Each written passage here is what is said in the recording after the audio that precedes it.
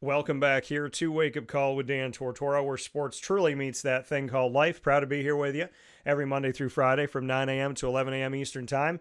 And you can listen anywhere in the world and watch anywhere in the world on the same channels. Doesn't matter where you are, East Coast and on the West Coast, like Ashton Daniels is from Stanford. You could find us on youtube.com/wakeupcalldt, facebook.com/wakeupcalldt, and on wakeupcalldt.podbean.com, which is internet streaming radio. And after the shows go live, you could find us on Amazon Music, Audible, iHeartRadio, iTunes, and Apple Podcasts, Player FM, Podbean, Podchaser.com, Podvine, Spotify, TuneIn. All you have to do is search Wake Up Call with Dan Tortora, or one word, Wake Up Call DT. I want to thank my Californians for watching and listening to Wake Up Call. I know that there's been people over the years, even before this moment, and we're building that bridge with the Stanford Cardinal. I've had the opportunity to speak with staff member Corey Etzel, as well as head coach Troy Taylor, and now I am on the phone here with Mr. Ashton Daniels. Ashton, how are we doing today? Doing great, doing great. Just, blessed to have another day on this earth. Yeah, man, you talk about being blessed to have another day on this earth, starting off the show, music to my ears. How important is it to remember your blessings and to have the faith that you have? Yeah, I mean, it's the most important thing to me, obviously. I think, that always comes number first and then, or that always comes number one and family comes second. It's been something that my parents have instilled in me since day one, is to, just be so thankful for the blessings that we have. Being at such an amazing university, obviously, the gig that you have is amazing. God continues to bless us with these amazing things every single day. So, yeah, just being able to be thankful for that and kind of being where your feet are every single day is really important to me. Yeah, I could not agree more, and it is a blessing. I tell people I do what I love, and I love what I do. It sounds like you do the same. So, a good thing to have. I want to go back to Kid Ashton. I want to go, like, when you fell in love with football for the first time. I want to go all the way back. What was it? Bring me into the moment that you said, man, I love this thing, but I love this thing so much that I want to make this a job of mine. I want to make this something that I get to do all the time. Yeah, obviously, I started playing at a pretty young age. I want to say I was 5 years old when I first started playing football. My dad played football at the University of Georgia. So, he was a wide receiver there and just, looking at all his, old stuff, his old helmets, watching his old film, all that kind of stuff. I've always just grown up around football. I've always grown up around the sport. And then being in the community that I was in when I was a young kid, which was, the Buford community, football is just so, heavily looked into there. It's heavily followed. Everyone supports the football team, no matter what age group you're playing in. So, just having that support from not only my dad but the community that I grew up in, just it just made me fall in love with the game. I don't really know a specific age where I decided, hey, that I want to make this my job one day. But I've always just had such an amazing love for football that I think will never go away. So I'm very, very grateful for that. Yeah, and I love that. You came from Georgia and you ended up over at Stanford. How, why, what was the thing about Stanford that really called out to you? And hindsight 2020, would you choose them again? Yeah. So I want to say for me, it was, kind of going through the whole recruiting process. I don't think too many people necessarily know this about me, but I was very, very, overlooked as a recruit in high school. I didn't have too many offers, and I don't know, necessarily what it was, but that's just sometimes how it works. And so our old coaching staff, Coach Pritchard and Coach Shaw, they reached out to me during my sophomore lacrosse season, actually my junior lacrosse season, and as soon as I heard from them, I knew that I couldn't give up the chance of having a Stanford degree and just being in the Stanford program alone.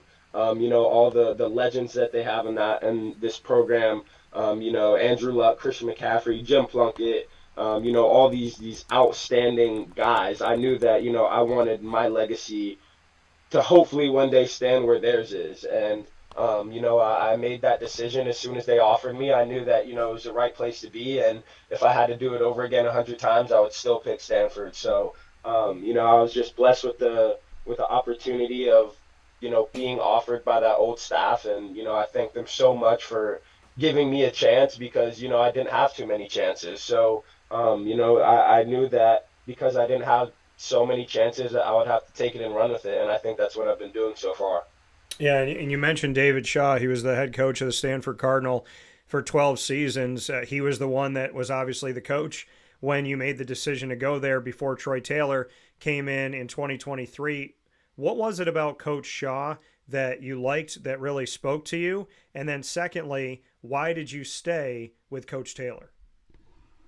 Yeah, I think, with Coach Shaw, I think that everyone kind of knew that he just had the plan. He had the formula for college football at that time, and he'd obviously shown so much success, with his old players.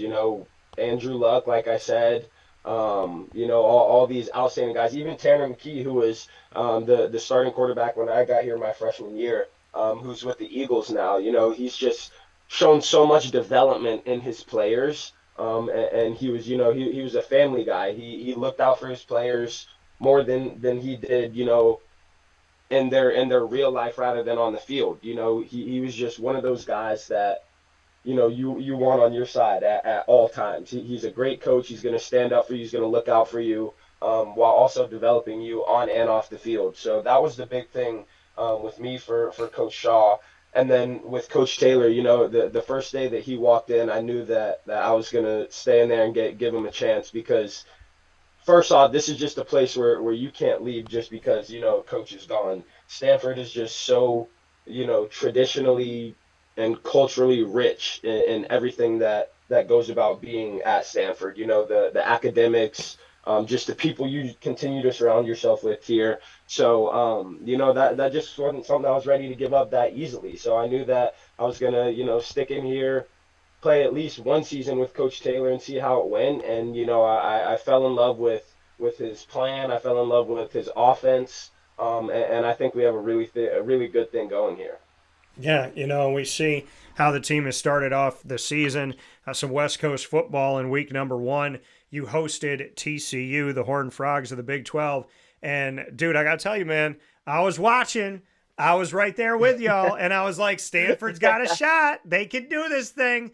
I mean, Yes, sir. it was a one score. It was 34-27. Like, bring me into it because y'all were so close in this game and it was like back and forth. I know that one got away, and I know you got Cal Poly after, but bring me into that TCU game because I was paying attention, and I was like, all right, I don't think people are giving Stanford enough credit in this game, and you hung tough with TCU.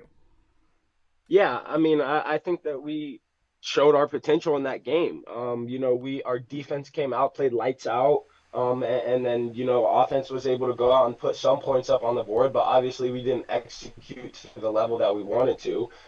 Um, and I think when we do execute at the level we want to, and we do it consistently, I think that we can beat anyone in the country, which I know is might be a tall tale, but you look at the things we did last year, Colorado, coming back down 29 points. Washington almost upsetting them last year, which was somewhat of the same case. We just couldn't execute consistently during those games. And, I think for TCU, it was a great way to open up the season. Although it was a loss, I think, the guys learned a lot from that game. I think our coaches also learned a lot from that game. And we had a big, big, big, bounce back win against Cal Poly. But yeah, I think the guys were just finally ready to go out there, hit somebody else, and get the season going, and I think we did, but we had a lot of things to learn from that game.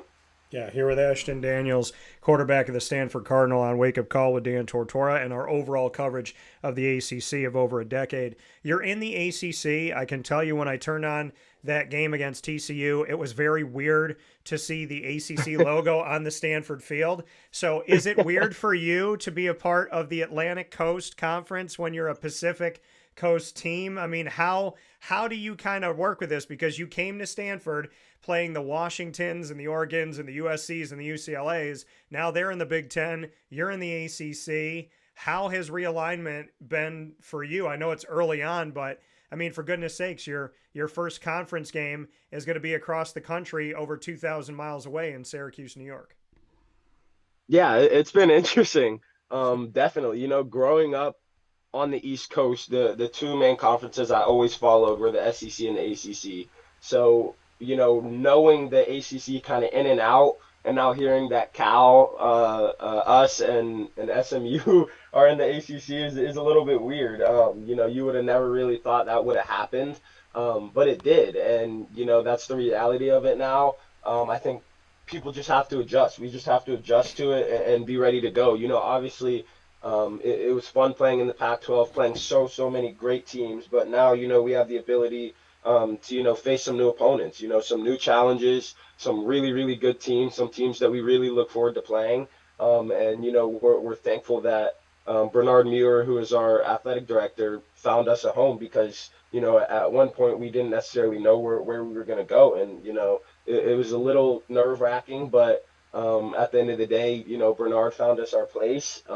We couldn't be happier for it, especially me and a lot of the East Coast guys on the team, because we get to go back home, play on the East Coast, in those amazing atmospheres, also while being able, to bring a lot of our friends and families out to the game.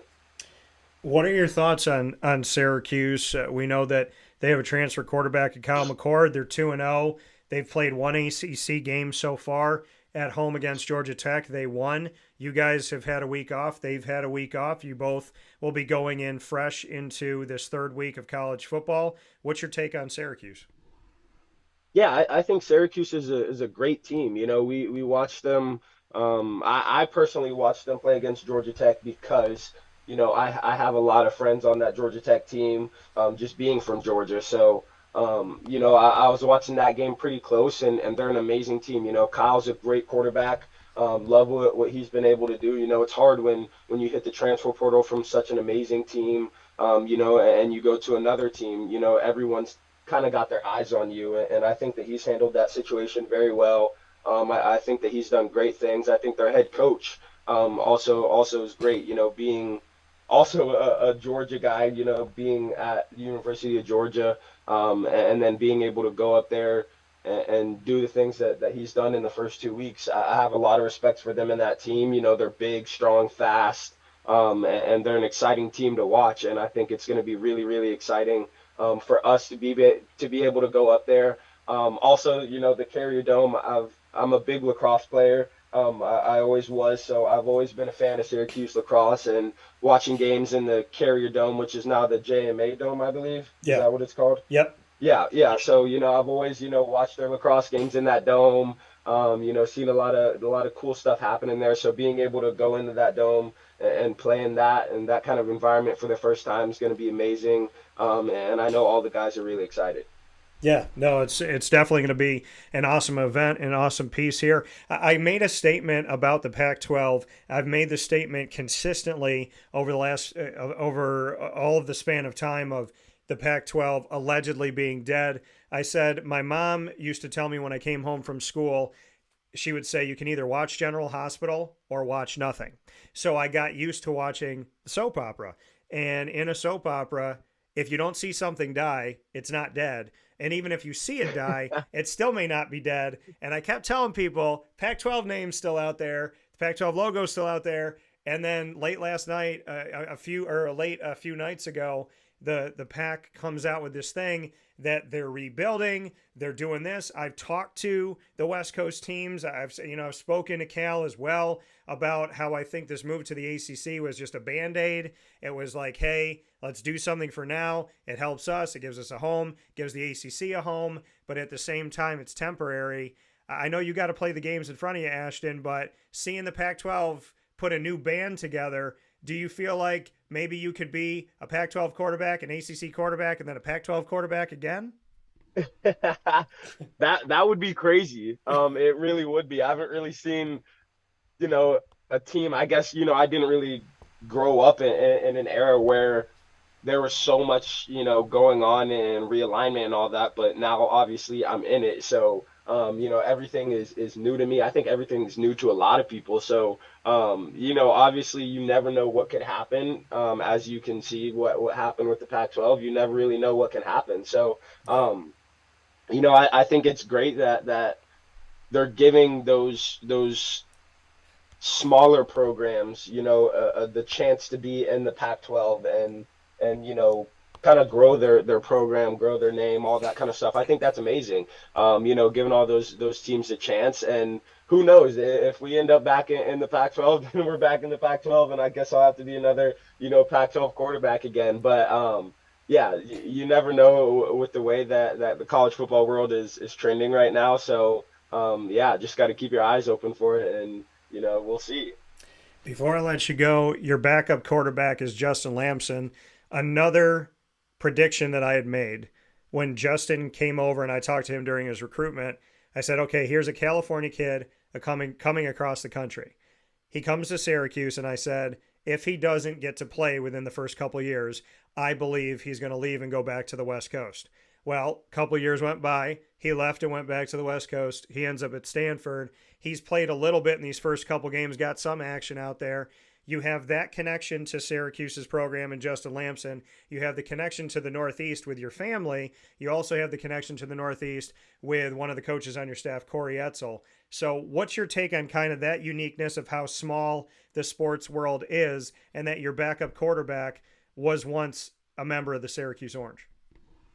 Yeah, I mean it's crazy. It really is a small world, having, so many ties to Syracuse and all this stuff is, I'd never really thought about it until you just said that, which is crazy. But having Justin in our quarterback room has just been a blessing. He's such an awesome guy, it's going on year 2 for us now. So, he's starting to open up more. We're getting really, really close as a quarterback room. We're having a lot of fun. And obviously, we have his insights for when we play ACC opponents, also for when we play Syracuse as well. So, he's been amazing for us. Love that guy to death. And then, for Coach Edsel too, playing at Syracuse, he also has that alumni, a little bit of insight, how loud is it going to be in the dome, all these like, small things that we can put together that's going to help us, go out on this long trip and do the best that we can against Syracuse. But yeah, it's just been a blessing. Everyone on our staff, that has those ties. Obviously, we're thankful and grateful for that to make our jobs a little bit easier as well. And a final note from Ashton Daniels. Ashton, what should we know as you're the starting quarterback and a leader on this Stanford team? What should the world know about the Stanford Cardinal this season? I think that they should just know we're as hungry as ever. Obviously coming off to back to back 3-9 seasons, is I think a lot of guys took that to heart.